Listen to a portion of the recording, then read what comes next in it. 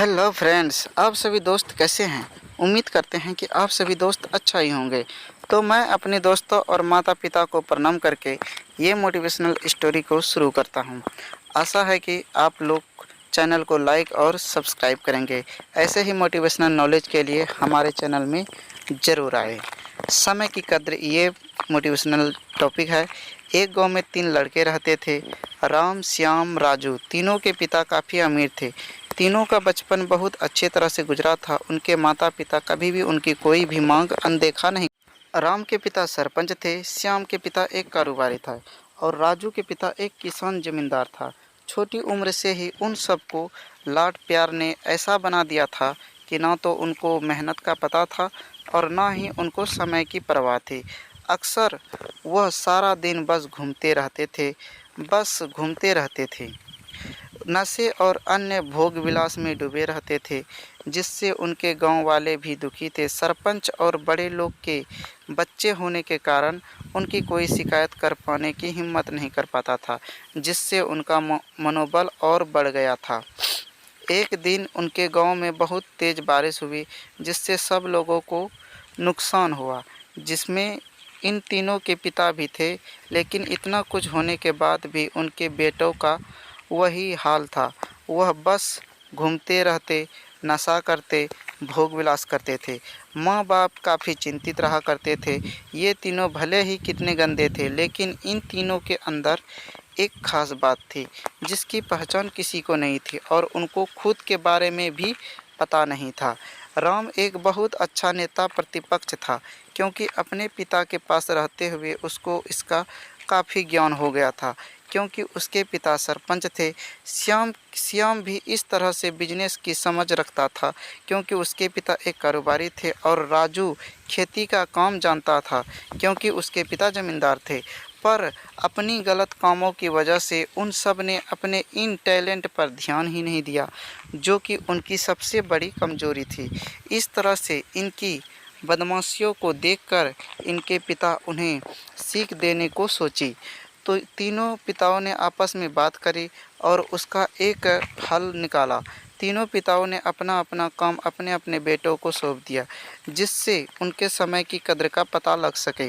तीनों के पिता ने एक वसीयत बनाई, जिसमें से ये लिखा था कि 1 वर्ष के अंदर तीनों को 10 लाख रुपए कमा कर देने होंगे, जो बिना किसी गलत काम कर के कमाए गए हो, और तीनों को अलग स्थान पर रहना। इन तीनों को 5-5 लाख रुपए भी दिए गए, ताकि उनको अपना काम स्टार्ट करने में दिक्कत ना हो। पहले तो सब खुश हो गए कि हम आज़ाद हो गए, हमको पैसे मिल गए, और ऐसे सोच कर के उन्होंने फिर से काफ़ी समय मौज मस्ती करने में लगा दिया। इस तरह से 6 महीने बीत गए और इनका काफ़ी सारा नुकसान भी हुआ, जो कि बहुत। फिर एक दिन अचानक उनको एहसास हुआ कि अगर हम शर्त हार गए तो हम अपनी जायदाद खो बैठेंगे। धीरे धीरे उनकी चिंता बढ़ने लगी। एक दिन वह इसी उधेड़-धुन में एक पार्क में बैठे थे और कुछ डिस्कस कर रहे थे कि उनको एक छोटी सी लड़की मिली। वह फूल बेच रही थी और साथ में पढ़ भी रही थी। तीनों लोग उस लड़की के पास में गए। तभी राम ने लड़की से बोला, बेटी, आपकी उम्र क्या है? तो लड़की जवाब दी, 12 साल की हूँ। अंकल। इतना सुनते ही राम ने आचार्य से पूछा कि आप इतने छोटे हो करके खेल नहीं रहे हो?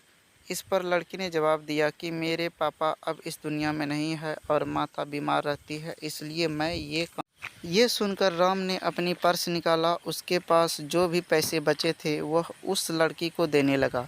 उसके बाद लड़की ने बोला, अंकल, आप भी फूल ले लो, मुझे बहुत खुशी होगी, क्योंकि मैं अगर आपसे फ्री में पैसे ले लूँगा तो फिर मेरा पढ़ाई में मन नहीं लगेगा, मैं कामचोर बन जाऊंगी, क्योंकि यही समय है जिस समय अपना भविष्य लिख सकती हूँ मैं। राम ने उस लड़की से सारे फूल ले लिए और तीनों घर लौट आए। उस फूल वाली लड़की का उन तीनों लड़कों पर बहुत गहरा प्रभाव पड़ा। रात भर उन तीनों ने उस बच्ची के बारे में सोचते रहे और उन्हें एहसास हुआ कि वो तीनों कितने गलत थे।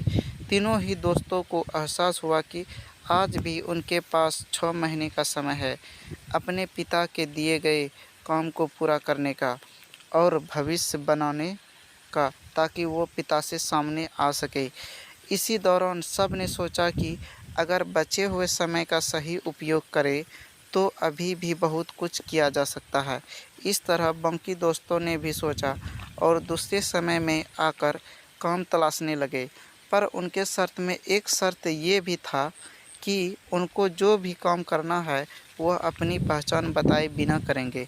जैसे ये साफ था कि उनको काम नहीं मिला, और जब काम नहीं मिला तो उन्होंने सोच लिया तो अब वह अगर कुछ भी करेंगे तो अपने गांव में जाकर ही काम करेंगे।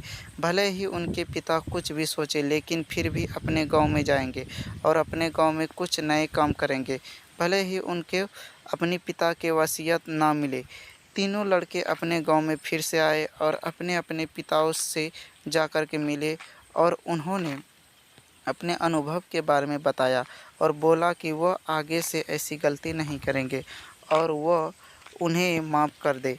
लेकिन पिता तो शर्त पे ही अड़े थे। ले लड़कों को कोई दया नहीं मिली। तीनों को फिर से दुख हुआ कि तीनों को अपनी गलती के एहसास होने के बाद भी उनके पिता उनका सपोर्ट नहीं कर रहे थे और फिर से वह रात भर सोचते रहे। तीनों ने मिलकर एक स्कीम निकाली। राम अपनी मित्रों के साथ में मिलकर लोगों की प्रॉब्लम को सुलझाने लगा, जिससे उनको गांव की समस्याओं का ज्ञान हुआ। इसी तरह श्याम भी गांव के विकास के लिए नए नए तरीके सीख गए और राजू के किसान बीजों का ज्ञान था। तीनों ने मिलकर अपने बाकी पैसे को सही ढंग से सही जगह लगाकर गांव को एक नया रूप दे दिया। उनकी कड़ी मेहनत से गांव के लोग क्या, दूसरे शहरों के लोग भी उनकी तारीफ करने लगे। उनका गांव तरक्की करने लगा। नई तकनीकों के कारण हर वर्ग के लोगों से उनका जुड़ाव होने लगा और एक समय आने के बाद उनके पिताओं ने भी उनको माफ़ कर दिया। इस तरह से दोस्तों उन तीनों को समय की कीमत का अंदाज़ा हुआ कि पहले वो कितना समय बर्बाद कर रहे थे, लेकिन जब से उनको समय की कीमत का अंदाज़ा हुआ तब से उन्होंने समय को बर्बाद नहीं किया और काम करके पैसे कमाया, नाम कमाया और ये सीखा ईमानदारी से ज़िंदगी कैसे जिया जाता है। दोस्तों कुल मिलाकर कहने का मतलब यही है कि आप सभी समय को बर्बाद ना करें। अगर ये समय आपके हाथ से निकल गया तो कुछ नहीं कर सकते, और हाँ, समय के पास इतना समय नहीं है कि वो आपको दोबारा समय दे सके। समय बर्बाद करने का हज़ारों तरीका है, लेकिन आप ऐसा क्यों कोई तरीका चुनिए जो आपकी ज़िंदगी बदल दे, इस समाज की ज़िंदगी बदल दे, इस देश का भविष्य बदल दे। मुझे उम्मीद है कि ये स्टोरी आपको अच्छी लगी होगी। दोस्तों मोटिवेशनल कहानी को इतना सपोर्ट करने के लिए बहुत बहुत धन्यवाद। अपना ख्याल रखिएगा, ज़िंदगी में आगे बढ़िए और अपनी कड़ी मेहनत से देश में खुद के नाम के साथ साथ दुनिया में भी अपना नाम कमाइए। फ्रेंड्स, तो आपको ये कहानी कैसा लगा कमेंट में ज़रूर बताइएगा और इस वीडियो को लाइक करें और चैनल को सब्सक्राइब ज़रूर करें। तो मिलते हैं फिर ऐसे ही मोटिवेशनल कहानी को लेकर अगली वीडियो में। तब तक ट्रू वायरल की शुभकामनाएं के साथ ये न्यू सीख देते हुए अलविदा लेते हैं। जय हिंद दोस्तों। Thank you for watching. Please subscribe me my channel true viral.